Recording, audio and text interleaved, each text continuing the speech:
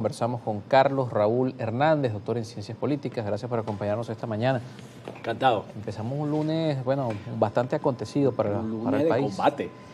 Bien, mucha información que por supuesto trascendió este fin de semana, que lamentablemente por supuesto son hechos que hoy acaparan los titulares del mundo y que generan preocupación más allá de Venezuela. Desde Naciones Unidas hasta distintos países de nuestra región y del mundo han planteado su preocupación por lo que significa lo ocurrido este fin de semana en nuestro país, más allá de, por supuesto, lo que pueda ser la simpatía o no que se tenga con el Ejecutivo, que se tenga con el gobierno que hoy tiene el poder en Venezuela. Se trata de un hecho en el que un país interfiere en los asuntos internos de otro y que es precisamente el planteamiento grueso de la comunidad internacional, de cómo un gobierno decide ingresar a otra nación y llevarse a un presidente. Y allí decía precisamente Antonio Guterres en este sentido, que plantea un precedente peligroso. Claro. Bueno, vamos a comenzar por ahí. Yo creo que lo que ha ocurrido es terriblemente grave, y no estoy haciendo juicios de valor, porque me choca ponerse moralista en los análisis. Uno tiene que analizar no lo que uno quiere que sea, sino lo que es, lo que ocurrió. Pero sí que eso abre la puerta para eso es una derogación de la soberanía nacional como principio básico de las constituciones occidentales. Desde el concilio, desde el Consejo de Weimar en 1644 hasta nuestros días, de Westfalia. Es decir, se deroga el principio de la soberanía territorial y entonces eso le abre la puerta a todas las potencias a hacer cosas parecidas o iguales cuando les dé la gana, porque ya no existe el límite del derecho internacional. Ahora bien, eso es cierto y creo que Trump en este momento está encarnando con esa política la crisis de la democracia como sistema que estamos viviendo en esta época posmoderna. Ya la democracia ha ido perdiendo vigencia, sus valores se han ido diluyendo por el hecho de que las grandes potencias, empezando en este momento por Estados Unidos, están dirigidas por líderes autoritarios que no son precisamente defensores de la democracia liberal. Ahora bien, por otro lado, situando este contexto, por otro lado, esto que ha ocurrido es un enjuiciamiento implacable a las élites políticas del país de los últimos 26 años. Que las élites políticas, a diferencia de lo que ha ocurrido en el resto de Hispanoamérica, no hayan podido ponerse de acuerdo, y estoy hablando del gobierno y de la oposición, no hayan podido ponerse de acuerdo para darle una salida a esta crónica crisis que hemos estado viviendo en 26 años, habla muy mal de la capacidad política de nuestros dirigentes, porque podemos examinar todo el continente y hemos visto cómo los países por sí mismos han expulsado los partidos autoritarios, y los partidos autoritarios se han tenido que convertir a la fuerza en partidos democráticos para seguir concursando por el poder. Nosotros no pudimos eso.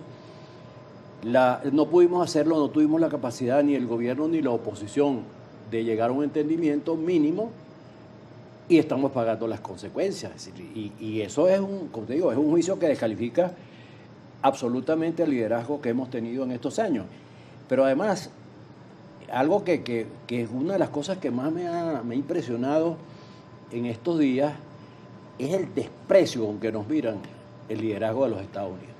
La manera como se expresan de nuestros dirigentes. Primero que se hayan llevado al presidente de la República como si estuviera como si fuera un municipio de los Estados Unidos. Pero que se hayan llevado al presidente, y la manera como se ha expresado tanto Rubio como Trump de la señora Machado y en general del liderazgo venezolano es absolutamente humillante. Es decir, la manera como se expresó de María Corina Machado es insólito. María Corina Machado permanentemente en un proceso de acercamiento con los Estados Unidos, le dedicó el premio Nobel. Y que la haya resuelto la haya estigmatizado con una frase tan dura como la que utilizó. Realmente eso lo que revela es la manera como nos están viendo.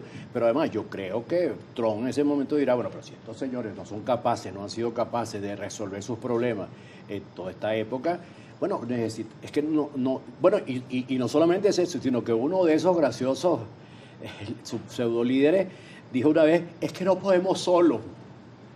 O sea, es decir, cuando tú dices eso, te humillas ante la comunidad internacional, porque la comunidad internacional tiene de otros países para resolver sus problemas. Claro. Entonces, eso es una cosa que estamos pagando si no tenemos respetabilidad en nuestro liderazgo. Aquí no hay nada, no hay un Lula, no hay nada, no hay una figura que represente. Por eso es que se llega a ese acuerdo, porque yo siempre tuve mucho temor a una invasión americana, una invasión clásica como la tuvo en República Dominicana o en Panamá, porque eso hubiera costado, bueno, hubiera tenido que desplegar en Venezuela de acuerdo con las dimensiones del país, y que es parecido a Irak. Aquí debían haber, sí, y eso hubiera significado, en el mejor de los casos, posiblemente 30 o 40 mil muertes. Por fortuna, se llegó a un acuerdo. Por fortuna digo yo, porque no porque me guste lo que está pasando, que hay un entendimiento obvio. Incluso yo busco mucho a una periodista rusa que se llama Liu Zibaya, que ella además lo declaró furiosa, que había habido un acuerdo pero un acuerdo, algunos hablan de una traición, o sea, que digamos, la cúpula chavista traicionó a Maduro, pero la información que uno puede deducir es que Maduro es el que encabeza la operación. Mucha gente, como te digo, una mortandad de 40, 50 mil personas. Yo creo que los datos indican, por supuesto, yo no tengo la demostración, pero la impresión que da de toda la operación es que Maduro estuvo involucrado en el acuerdo. Bueno, hay un elemento pero muy ilustrativo para mí. Es por qué se va Cilia Flores. Una periodista cuenta que a Cilia no se le iban a llevar, sino que ella dijo que se iba. Lo que, por cierto, desde el punto de vista humano, habla muy bien de ella. Y solidaridad con su pareja. Bueno, pero es que resulta que yo no conozco ningún proceso de eso, y que se hayan llevado también a la señora. Entonces, en procesos parecidos. O cuando alguien lo mete en preso, no lo llevan preso con su señora, lo llevan preso a él, y aislado además. Entonces, eso es un síntoma de que había alguna forma de entendimiento. Porque si no se lo llevan como se llevaron aquel de Honduras, pijamado ese, entonces le ponen un mono, además un mono muy caro, el Nike ese con el que apareció retratado. Entonces yo creo que hay elementos, hay indicadores. La segunda cosa que me parece señalar esa posibilidad es que Putin lo reclama inmediatamente. Putin dijo que quería que se lo entregara. No hubo una resistencia, pero Venezuela tenía unos sistemas antiaéreos prácticamente de última generación. Y la periodista esa que yo cito, Liu Zibaya, dice que estaban en caja, o sea, no habían desplegado la misilística antiaérea, no la habían, estaban en una caja ahí. Entonces ella lo dice furiosa porque, según ella dice, están acusando a Rusia de traición, de que no apoyó a Venezuela. Y dice, no, si ahí estaban los misiles estaban en caja, ni siquiera los habían sacado. Ahora, esos son síntomas de que hay un acuerdo. Mira, no vamos a tumbar ningún avión, ni ningún helicóptero, ustedes van a entrar, vamos a hacer una trifulca, porque si no, el teatro, ella lo define como un teatrillo, si no, nadie va a creer nada. Bueno, y creo que eso fue lo que ocurrió. Ahora, pero el hecho más significativo de que los Estados Unidos han entendido que la vía era lo que siempre nosotros propusimos, que debía haber un entendimiento entre la oposición y el gobierno para no subir, bueno, de hecho, y que no se podía ignorar la importancia que el chavismo tiene como control de las Fuerzas Armadas, de las gobernaciones, de las alcaldías, del aparato del Estado. Eso tú no lo puedes, si tú eres un político serio en la vida, tienes que saber que ese factor está ahí. Claro.